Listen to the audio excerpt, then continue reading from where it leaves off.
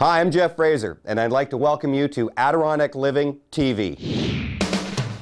5 times each week, I'll take you on a half-hour journey to meet the people, see the places, and do the things that make the Adirondack Park such a great place to live, work, and play. So come on, live the dream. It's your turn to jump into Adirondack Living TV. Today on Adirondack Living TV, from the mountain to ground zero to your camper home, there's a new granite in town that's sweeping the nation, and it's only mined here in the Adirondacks.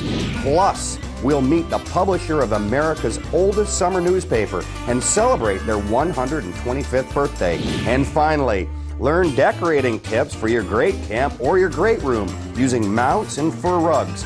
All this and more here on Adirondack Living TV.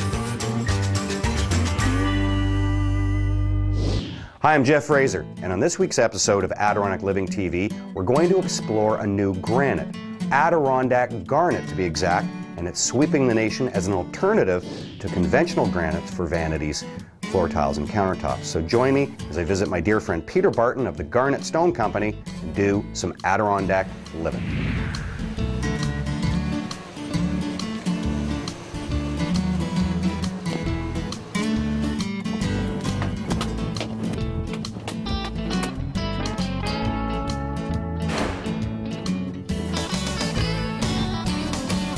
So here we are in the kitchen of this beautiful, great camp in the Adirondacks, brand new I might add, and I am surrounded by an absolutely unique and beautiful granite that will be new to everyone at home. It's certainly new to me. But joining me to tell me the whole story behind it is Peter Barton of the Garnet Stone Company, who just happens to be right here in the kitchen with me. Peter, great seeing you as always. Good afternoon. Good seeing you, Jeff. So what is all the fuss about Adirondack Garnet?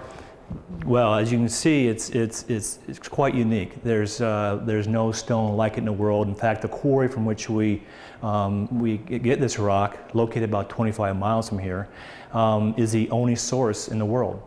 And up until 5 years ago, my family has been mining this material to be used as industrial braces. Now we're actually trying to carve these blocks of granite out of our quarry in order to extract the slabs that are big enough to make a beautiful island, such as you see right here. Now we're looking at this island that you described, obviously. What is the allure of this rock, say, over a conventional granite? Well, first of all, it has there's no flow, there's no pattern. It's sort of, no matter where you cut this stone and where you seam it, it looks the same. We have the background stone is a plagioclase feldspar. Plagioclase feldspar, and it can be a creamy white up to a pale green. And then you'll see all the black here, which is a hornblende. It's another crystal structure with, of course, the unique piece material here is the garnet crystal. Semi-precious, the January birthstone, and New York State gemstone. So, and with all of that, it has, I think it has quite a bright future, particularly in the Adirondacks. We now have a fully polished finished product, in this case, which is serving as an island top, but we also have countertops. There are some other applications that you have for this as well. Oh, sure. We'll do vanities, coffee tables. We actually do a 12 by 12 floor tile.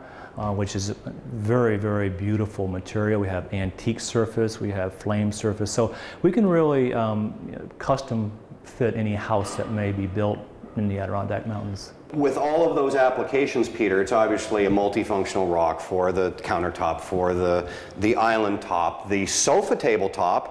I believe that I've seen you make coasters out of this as well. Oh, sure, we do coasters, cheese boards, cutting boards, a variety of things. But our real focus is what we have here, islands and in the countertops. Now, this is a semi-precious stone that you mentioned. That's correct. And where is it next to the diamond scale that everyone would relate to? Well, the diamond scale, you're talking about the hardness scale basically, and this garnet is unique in that it's the hardest garnet in the world. On the mole scale, which talc is number 1, diamond's number 10. Our garnet falls around 8, 8.5, where most garnets are down in 6.5 to 7 range. Thus, we've had a very successful run with using the garnet as the industrial bracer because it is so hard, but it's not expensive like a diamond. I noticed, glancing over my shoulder, that one of the neat things about this rock too is the joinery. Seems very, very precise, where we've connected the linear piece to the triangular piece around the sink. Here we have a prime example is why this rock is so kitchen friendly, you might say. You can see that it's almost impossible to see this seam because there is no real pattern to the stone. So the fabricators can look at the stone, cut it in an area that they feel the colors blend nicely, and then we have they do a process where they cut a V underneath so that the top comes in tight, and then the underneath is a lot of glue.